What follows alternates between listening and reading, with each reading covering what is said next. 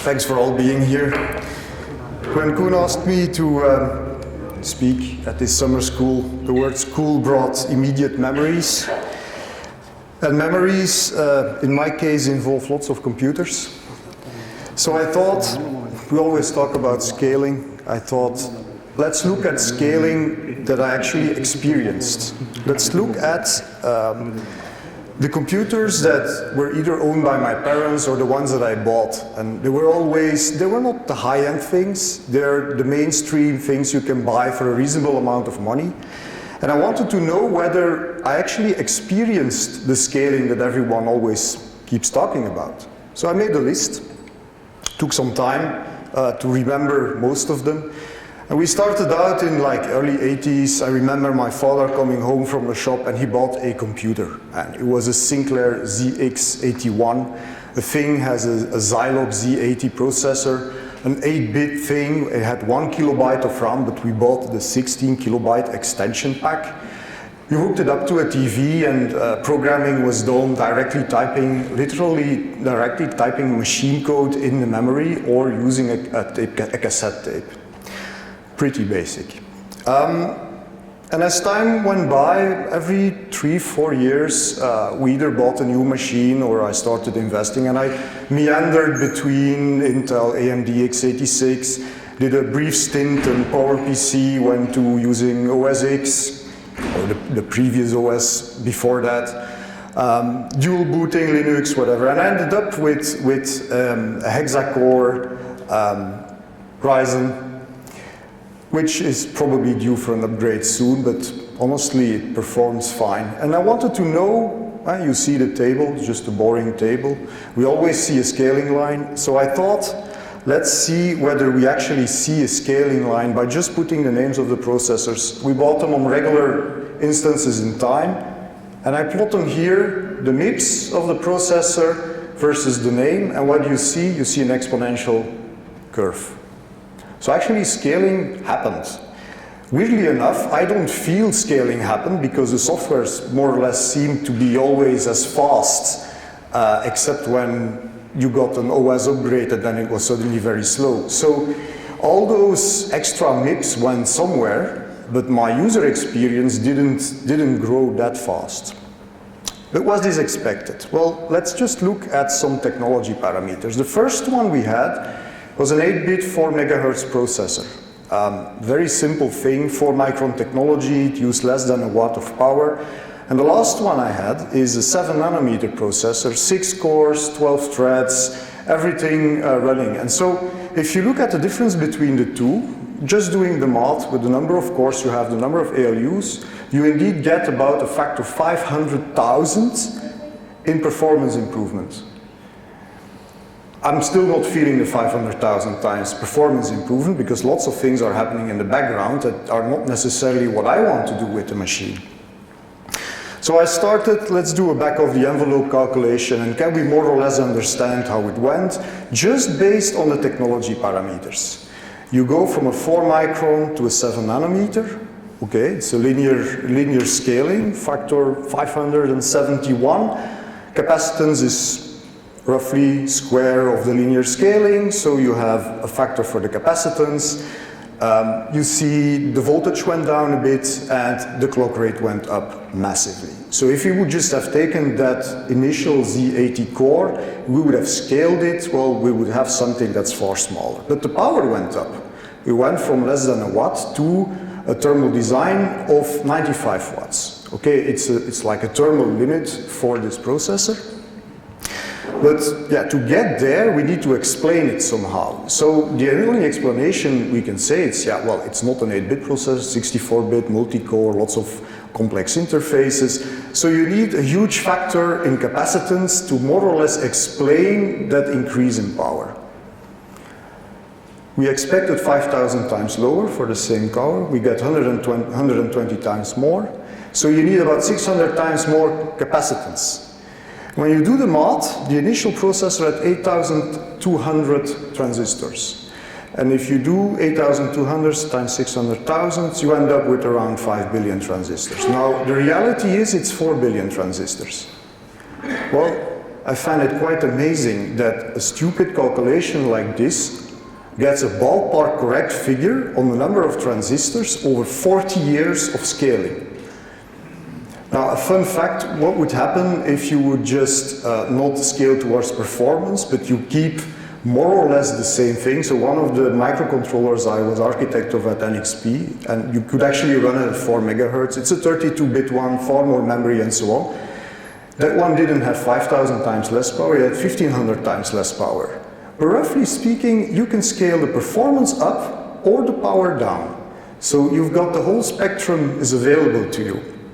So if you look at how we would classify, and if it wants to move,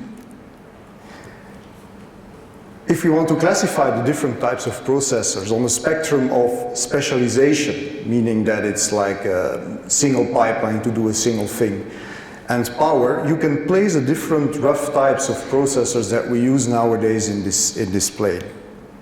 Basically, the line in the middle, think it's like 1 to 5 watts, and it's what you would think as being the barrier between extreme edge embedded and more things that you can use on your desktop or on a data center. Starting with the CPU, fairly high power, fairly generic. Later on followed by the GPUs, there were specialized pipelines to do graphics initially. Also high power, because we mapped functionality that required a lot of power into fixed pipelines to decrease latency and so on. But basically, ballpark the same thing. GPUs, they added more generic functionality, so they move up, but they were also even more power because, of course, when you add functionality, you add overhead because you're not always using everything, and when you use something, you have to choose between 1 and 2, you add overhead, you add layers.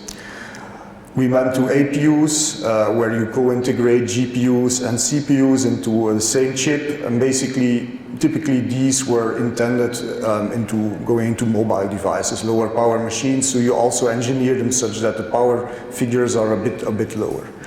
The other end of the scale is the microcontrollers. They're a bit equivalent of the CPU, but they're very, very clearly made to be embedded into devices, so typically mapped to much lower power. And their equivalent to the GPU is a DSP. They were also meant to improve signal processing pipelines by having very specific, different architecture, very specific execution flow, mostly for filters. Anything that has to do with audio or radar processing and so on, you always ended up with a DSP. Now, if you look at the birth of the mobile SoCs in like 2007, 2010 timeframe, they were a combination of CPU-like devices, not the highest performant, with embedded GPUs, with real-time microcontrollers and DSP pipelines to co-integrate everything that was needed to put into a smart mobile phone into one device. Now, the new kid on the block is, of course, the NPU. Anything that has to do with AI acceleration is very highly specialized right now because it's almost unique to one particular type of block within a machine learning framework. And they span the whole range. You can have extreme low power implementations and you can go all the way to hundreds of watts, whatever you want. You can look at this from a different perspective. If you look at this as an evolutionary tree, you start with the CPU and you start branching out. The things in yellow are fixed pipeline. You started initially with 2D graphics acceleration, just like you started with kernel acceleration for neural processing. And the more you go higher or you evolve, you start to merge capabilities.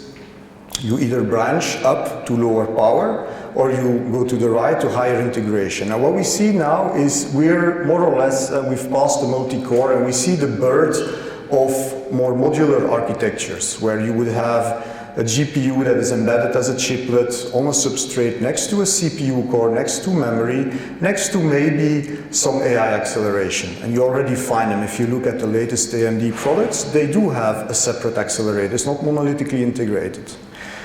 My feel is that if you look at GPUs, they evolved to general purpose GPUs and then they started adding very specific pipelines, tensor acceleration for machine learning workloads. you start having the NPUs that are very specific for some types of machine learning workloads. Well, it's only a matter of time when you will fully co-integrate those two and you create something that a general purpose parallel processing architecture. It's still a coprocessor, it's not meant to run generic code, but it's meant to execute a fairly wide domain of code where we have mixtures of precision with a more data flow-like movement of information, and maybe a little bit more orthogonal, like you would have in a DSP where you have data and weights flowing in orthogonal direction with multiple memory interfaces to facilitate that.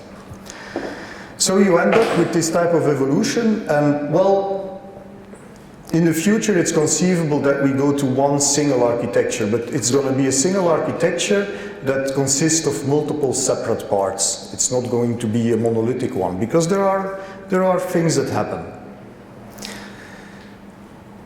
It's not just the types of processor that we have, but within each type, just like in nature, you have a certain biodiversity.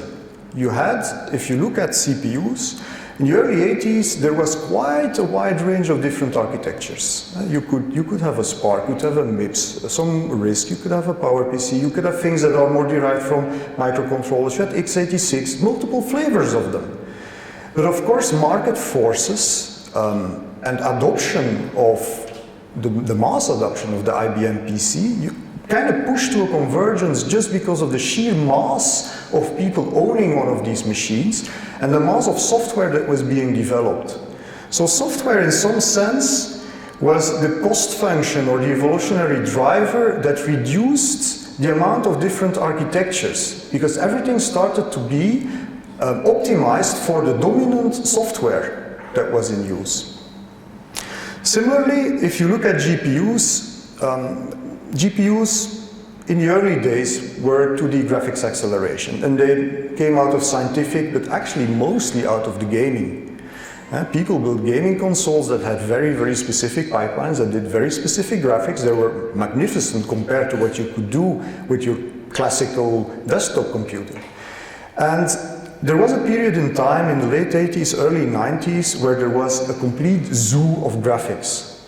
When you started a game or whatever, you actually had to select which graphics accelerator you have. And that's fundamentally different from what we do today. Today, we might have to select which API we support.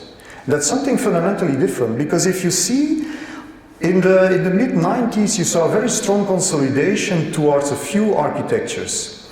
And that actually happened because the dominant API, or the API that was most accepted by developers, was DirectX 5. Version 5 was the first one that was good enough to develop games towards. And because it had such a huge installed base, everyone started to develop games for DirectX 5. So the graphics accelerators that supported DirectX 5 in the best possible way were the ones that evolutionarily won the game. That's why today, every single accelerator is basically DirectX. Everything was tuned to run that software properly. Now comes the interesting bit, of course. Over time, people started using, were very smart, and NVIDIA released CUDA, and people saw, oh, it's actually a nice bunch of parallel processors, we could use it, and we have this nice, very parallel workload called neural nets that we could execute on them. So that was kind of a big boost, and so you saw these basic low-level APIs starting to being used. But of course, it's a low-level API. So what happened today? Everyone tries to design a coprocessor to accelerate AI/ML workloads. That's interesting. The only problem, and that's different with the past, there is no dominant API for them. Because everything has moved so up in the software level that the APIs that we have now are very, very far from the hardware. If you do something in PyTorch or TensorFlow, you're going to a massive amount of compilation steps and intermediate representations and transforms and mappings before you actually hit the hardware. So the evolutionary force that kind of pushed toward convergence of processors isn't really there yet for AI acceleration. And that has to do with the amount of layers that were added. Because, yeah, well, everything got more complex. So the more you can make abstract things, the easier it gets to program them. But you add overhead, and that's killing our performance. So it's not clear where we go, but there's some general guidelines. So we know we evolve towards more co-integration of acceleration. We know we can scale, we can add more cores. We are hitting some problems. I mean, thermals were appearing. I remember when I bought my 486 in the early 90s, went to the shop, and the guy said they just had the newest Pentium, and it was the first time he said, yeah, you needed something to cool the CPU because you could bake an egg on it. And that was the first time I realized that, yes, lots of heat come out of these things. So we'll have to do something about it. And we're still trying to solve that, actually. Nowadays, it's just a constraint. You're allowed to consume so much, or at least thermally emit so much, and all the rest is just make it fit. But there are a couple technological possibilities. I mean, I think chiplets going to interposers, going to higher efficiency interconnection, shorter range interconnection, gives us some opportunities there to improve manners. We're done, right? Software, hardware architecture, all done. However, there's a slight problem that the CPU is not a machine. The machine is something more complex than a CPU, because many problems don't fit on a single machine anymore. You can start adding cores and so on, but at some point, that's it. And the machines that push the boundary the most are the supercomputers. They have massive amounts of investment, massive amounts of power going to them, many years, centuries of software development to make them run smoothly. So I grabbed the latest top 500 performance metrics, and you see that over time, yes, they have followed more or less the exponential growth, but you see that from 2010 onwards, something's happening. It's not going as well, and it actually maps very well to this other graph that shows the evolution of CPUs over the last 42 years. Around 2010, we started going multi-core, and 2015, we started adding accelerators. But accelerators kind of imply that you go from a homogeneous vector processing machine to a heterogeneous machine. That adds a whole layer of complexity to the software to actually exploit correctly, and because you're concentrating so much compute power in the cores, but the memory interfaces haven't kept up, the network interfaces haven't kept up, you are bottlenecking somewhere else. And of course, I would say, marketing benchmarks, they are very, very tuned to fit in the cache of the processors themselves. They don't actually show you the performance of the machine. It's just the megahertz war, the megapixel war, it's exactly the same thing. So there's another benchmark. It says HPCG, conjugate gradient. It's a benchmark that is basically executing an optimization problem. It's quite dominated by sparse vector matrix multiplications, which happen to be very low on the flop use. But they're very highly limited by memory bandwidths. And I sorted the supercomputers, the top 5, by order of HPCG performance. And it's not the same order as the peak performance. So Frontier actually fares worse than Fugaku. And if you see their actual flops in this more realistic workload, it's abysmal. You get like 100 or maybe 1/30th of the advertised marketing performance of the machine out of them. Now the best, if you would sort all the supercomputers based on HPCG performance, the best you get is 5%, by the way, but it's not nearly the top 100. What worries me more is that the growth in performance, if you look at how many megawatts do you need to reach that performance, you get an increase of 60–70% if you just look at peak performance. HPCG performance grows at 35–40%.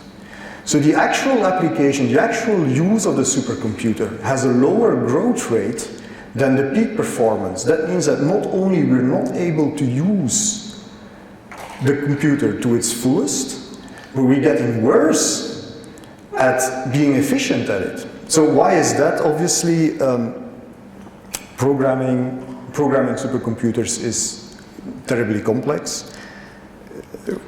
It's terribly complex because you have so many layers. If you want these machines to operate, it's seen as you're running one massive workload. is very different from the workload that's run on a hyperscaler machine, where there you just run millions of parallel workloads that don't actually interact with each other. Here, you're solving one problem with the whole machine in one go.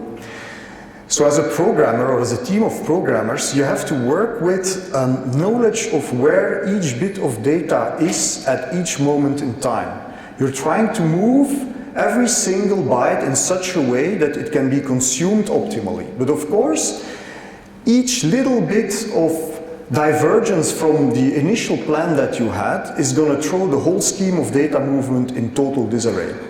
For instance, if you program something for a multi-core and one of the data doesn't arrive right at the same time because you had a network congestion 2 racks further down the road. Well, you might have cache thrashing on your L1 cache or your L2 cache so that the data that you wanted to use isn't there anymore. And furthermore, because we added so many layers in the software when using this, all the hints that the programmer gives at the highest level have been optimized out of the picture. So maybe as a programmer you gave a hint that I want to use this data and I want to move it here in your compiler. And maybe 2 steps down the road it's gone. And completely at the bottom you have the prefetcher from the cache that is trying to guess what you as a programmer wanted to do while you told it at the top that you wanted a strided access into a vector. And this disconnect has brought this massive drop in sustained performance that you get on these big machines. So that's not so good. In the end, the supercomputers today, they have 3 or 4 applications that run decently. All the rest has been moved away and people try to execute them on different types of machines. And what is bad is that it's not only happening on supercomputers, it's also happening on the more lab-sized pods that you can buy. If you buy a superpod and you try to run software on it, and you keep some statistics on what the actual utilization is of those pods, you get 3%. You don't get 90%, you get 3%. You bought $1 million worth of compute, you're getting 10K worth of compute out of it, which is not very optimistic. Now, there is a good thing. Machine learning workloads tend to work very well because anything regular tends to work very well on supercomputers. So one of the tricks is you transform anything into a machine learning problem that is very regular and you map that machine learning problem on the supercomputer. That would be a trick to kind of map problems that would initially not fit a supercomputer well into something that executes well. You pay a loss because you're executing far more at a lower precision than you would need for the initial problem, but at least it would work efficiently. Unfortunately, we're not there yet. So when you look at even a supercomputer, that is not necessarily the system, because the system, very typically, is an internetworked set of applications that interact with each other, especially when you look at the future. What are the future applications? If you look now what supercomputers are used for, they're basically static digital twins. You run a large simulation of a physical system. Typically it's not absorbing any real-time sensor data or whatever. Even the big ones that are linked to radio telescopes, what happens is you do a measurement day, you transfer to the supercomputer, you crunch for a day, you determine what you want to measure the next day, and so you go on and on. It's not real-time. So the next step is try to make this thing real-time. The next thing is also try to make it multi-tenant, because now it's one entity owning the supercomputer with one group of programmers programming one application. Of course, that's not reality. Reality is, if you go, for instance, and you want to create a digital twin of a factory, well, the machines in the factory come from different manufacturers, so they each provide their own model. They have to collaborate within a multi-tenant system with interacting models. The next step is you go to multi-user models. Now, have you ever wondered why autonomous drive doesn't work very well right now? Well, one of the reasons could be that every single car is trying to build a model of the reality around itself, and all the cars on the road, if eventually we get there, they're all doing exactly the same thing of the same reality. So why is that less efficient than having cars communicate their local reality to a city model that actually combines all these separate realities into one large reality via sensor fusion, and then communicates back to all the cars, hey, there's a pedestrian coming around the corner because the other car saw it. So we need this type of higher level of interaction. And the ultimate, of course, is, and there comes a fairly loaded term, it's what is seen as metaverse, ultraverse, omniverse, whatever verse. Actually, gaming worlds now, if you look at massive online gaming worlds, they come close and they hit all the problems. They hit the maximum number of concurrent users, they can't scale their data centers anymore, they can't accept more players, they have to branch and make instances and so on. It's a pretty interesting problem to see. So let's go all the way up. Massive future application, the metaverse, let's implement the thing. So very often it's seen as a shared virtual world in which people interact and you experience that as a virtual reality. Of course, that's, I would say, the marketing top end. Of course, reality is that what you have is a massive amount of interactive software objects. Some of them represent users, some of them represent machines. You have real-time interaction, you have real-time control of machines in the real world by people in the virtual world. This is the definition of the metaverse as was coined by science fiction authors, and it's actually not a bad definition. You get this top of the iceberg feeling that what's usually coined as the AR VR is just a tiny part. And actually the AR VR is, strictly speaking, not even needed in the metaverse.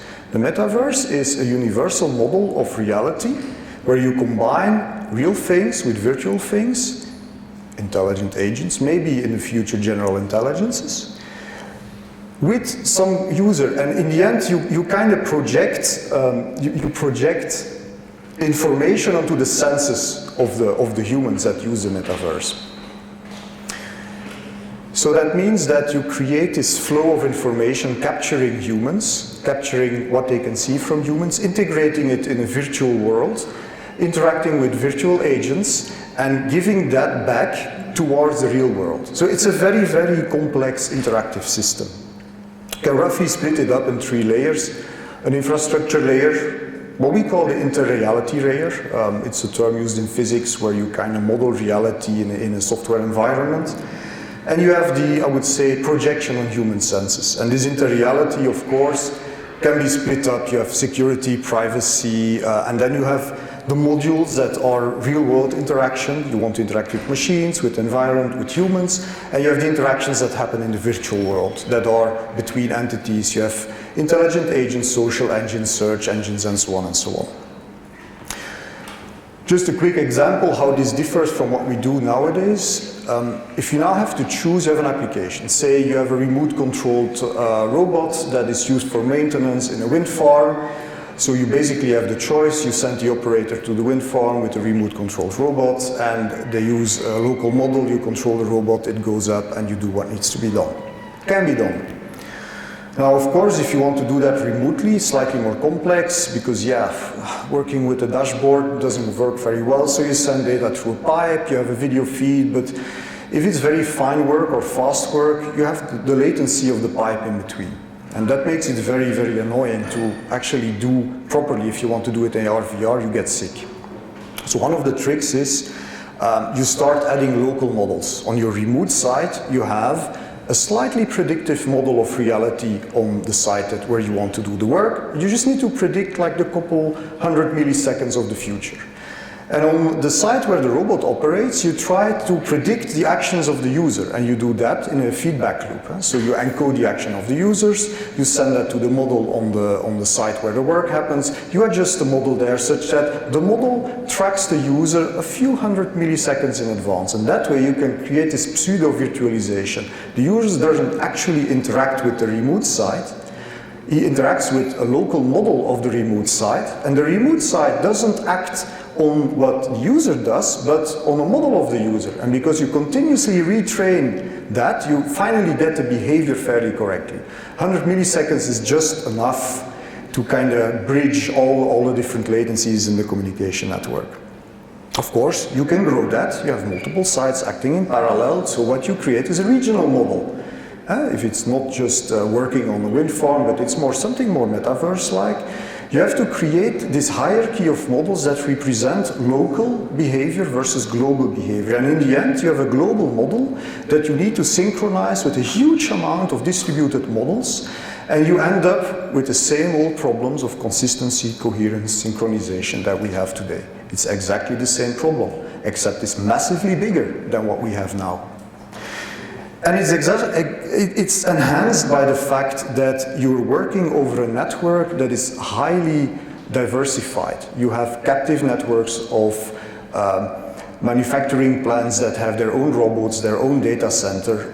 So you need to interact across multiple levels of hierarchy in this system. And it has quite some impact. First of all, it's absolutely necessary that when you go into this type of system, it is not the compute that you need to do that determines where the compute happens. It is the acceptable latency for that compute.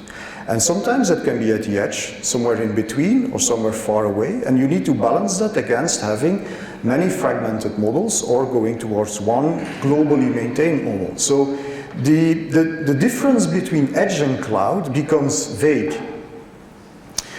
Now, it is both a software and hardware problem, because software needs to become mobile, universally portable, but the hardware needs to accept this code mobility, but also the data mobility that comes with it. It's far harder, because you're not bound to a single provider. Maybe you are somewhere in Asia and you have your data there on some cloud provider, but it's used in the US somewhere because you're in a virtual shop. Yeah? So you need this data and code mobility, as well as some kind of universal abstraction layer towards the heterogeneous hardware systems that lie below that. There's also an economic impact. Nowadays we pay for communications. Anyone with any type of internet link, you pay for a certain bandwidth with unlimited amounts of bytes passing, or you pay for a volume. You don't pay for compute. You pay for compute by buying the machine or renting the machine in the cloud, and you use CPU cycles. But that's only feasible when you know where the compute is supposed to happen. In a highly distributed system where latency determines where the compute happens, you can't do that. So you buy flops, but you buy flops in the same way as you buy bandwidth. You don't know through which networks your bytes go. There are agreements between the telco providers. So we will move to a model where you pay for flops. You have like your package of flops. You have so many petaflops, you bought them and you have not used them up this month, but basically it's your telco provider and the cloud provider will determine amongst themselves who used it. So you need a whole economy system behind that to actually account for the flops that you used, which is interesting. You can use blockchains for that, so a whole different story. But of course, from the moment you start to do that, you get economic pressure on the people who hold the compute, because you want to maximize profits. That means that there is a drive to lower the cost of the flops. And you can do that by either maximally efficiently using hardware that you have, or moving to hardware that is more efficient, uses lower power than what you have now. And basically you get this market pressure that will, in the end, reduce the total power usage of all the compute that you want to do. And it's a very, very fine line between how many intermediate steps do you need to do that efficiently and how much power will you use everywhere. So it's a long-term evolution, but you can also make consumption of flops more visible. You pay euros, dollars for it. And because it's flops and comes from multiple providers, the provider can advertise, hey, we are 100% green flops. We use only so many grams of CO2 equivalent per megaflop. So you can actually make the usage of computing visible and link it back into more sustainability. And so it's an interesting evolution. So let's go back down. This is the high level within so many years. What does that mean for our hardware and software? Well, fundamentally you're going to distributed computing, but you're going to extremely scalable distributed computing with very high code mobility. And because you're inherently in a multi-tenant system with many multiple users, fundamentally, all your processing elements, all your software elements, operating systems, and so on, need a very secure environment in which to execute the task of the different users. You basically have, you would say in today's terms, little dockers for every user that move around, and they are bound to that user and encrypted such that you don't get interference, with like a public visibility edge that is visible to the other elements of the simulation. And performance-wise, well, we kind of know that we will always have to balance regular workloads or workloads that can be expressed in something that can flow through versus completely different problems which are more graph-based problems, and you need to be able to execute both of them at the same time fairly well. At the same time, you need to execute simulations which are still floating point 64 based together with AI-based models which are maybe int8 or int4 or maybe single bit if you go to a spiking neural net based accelerator somewhere. So you get this hybrid execution. Of course, the mapping of the tasks that come into this massive system, they need to be mapped to the capabilities. And if you know, it's again efficiency. If you have a task that is better suited for an int8 workload, you could imagine some edge provider specializing in one particular type of int8 workload because they have the best machines to do that efficiently. So you get this very deep interaction, but machines need to become, let's say, from the API level more homogeneous. Heterogeneity is not good. And now we come to a problem. So what do we do? How do we design a processor that is actually efficient for doing that? And the way we've done in the last 40 years is, yeah, well, you want compute, you need more flops. That has been the story. And nowadays, okay, you need more flops. And now it's a chiplet, and a chiplet has a UCIe interface, and it talks to a host processor, and on the host processor actually talk to software, which is the operating system. And the operating system decides that the data that the processor wants to use, well, it's not on the local node. So it's on another node somewhere, okay, fine. We go through the network stack, which is basically going to a few PCIe and then a link, a SERDES, optical transmitter. Then you do the same thing the other way around. You go back to electrical. You do that a number of times because you don't actually know where the other machine is. Might be somewhere a couple thousand kilometers further down the road. Then you arrive at the node where you actually want, that actually has the data, and you go down and you, yeah, okay. You see the picture? It's not flops we need, right? Even in localized machines, you see that you spend 95 to 98% of the time doing all this hardware and software overhead. So maybe it's time to, instead of continuing to add layers, to make abstraction, to for once just clean up the closet and remove all those abstraction layers, only keep the top one, and see what we can eliminate from this whole stack, because lots of it is actually not needed. Yeah? Looking at evolution, as I said, I have the feeling that every 15 odd years we get this type of change. And we started with the CPU, mid-90s, you get the GPUs running, and then another 15 years later you go to mobile processors, which are more integrating monolithically multiple functionalities and going to lower power. Now we're in the era where the NPUs appear and you want to go to a more modular processor. They're appearing on the market, and before you know it, everyone will have Lego blocks that can be assembled for application-specific processors. And then at some point we will go to what I would call post-binary, and I'm not saying it is quantum, it could be something else as well. It could be single-bit neuromorphic computing, why not? Given the state of evolution, I guess in 15 years we'll be there in mainstream use, not in lab use, just like all the rest. That was the hardware story. Software-wise is of course the same thing. We've kept abstracting things up by adding layers. And the problem is that we have added now so many layers that the layer that the programmer uses at the top, which could be, say, Python, is completely orthogonal to the layers that are below it. You might actually be doing things at the top that fit extremely badly at the bottom. And here comes the aspect of system co-design. The customer of the hardware is the software. if we as hardware designers are not aware of what our customers want to do, which is the software programmers, and the other way around, the software programmers are not aware of the capabilities that we have in architecture design, then you keep on adding layer upon layer upon layer because you're endlessly adapting.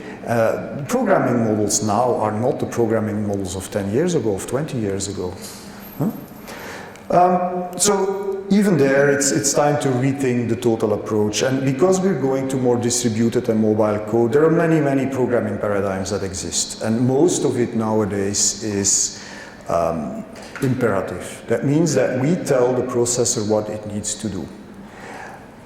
Interestingly enough, if you look at computer science in the 60s, other paradigms were developed that were ultimately, fundamentally from the way they're built, easier to scale and parallelize. For instance, functional programming. It's a different way of expressing the same problem. It's like a different grammar, a different way of organizing the thoughts while programming. But they have interesting properties. Is when you use functional programming on a parallel system, maybe you don't need so much synchronization or coherence because it doesn't apply to that programming. Why it's not used today? It's actually very simple. The hardware is not adapted to it. If you run a functional programming language and you try to express the same problem in an imperative way versus a functional way, the functional way will be 4 or 5 times slower. So nobody goes for that. But it's only slower because the hardware was never adapted to do that. And it was never adapted because 50 years ago, memory was very expensive. And to do functional programming, you need more memory. But memory is way cheaper now, so it's not the bottleneck it used to be. So maybe as hardware designers, we should also accept that software goes another direction and rethink the machine as a whole into something that will work. An interesting thing is that Unreal, or Epic Games actually, propose a different programming language to get their game worlds running, and it is actually a functional language because they had a problem that they couldn't scale more users on their data centers in the same game, Fortnite in this case. So they said, okay, we propose this functional programming language, and actually pitched it at being the metaverse language and so on. But I found it interesting mostly because it's a functional language. They indeed saw that to go beyond either the monolithic machine, to go to a distributed machine and to not hit the bottlenecks that we're trying to solve. We can't solve them because if the software keeps giving us problems that always require us to solve that problem, we actually know, we've known for years we can't solve big machine coherency. So, if the problem doesn't exist, we don't need to solve it. But then we need to solve the problem, or at least create hardware that is adapted to what programs in the future will look like. And I'd like to end with one thing, and that is that hardware and software are the hammer and the nail that serve to solve a user problem. Neither of them are a goal by itself. The hammer has a longer lifetime. The machine has a longer lifetime. You use it to solve many, many software problems. You need to keep it running as long as possible because it costs an immense amount of energy to build them. And if we're only, it's like buying a pie, eating 3% of the pie, then throwing it away and buying a new pie. That's what we're doing today. So let's try to use and eat the whole pie, use existing computers to the fullest. If we can't do it, build machines that we are able to use to the fullest, that are designed to have a high efficiency in utilization. That's it.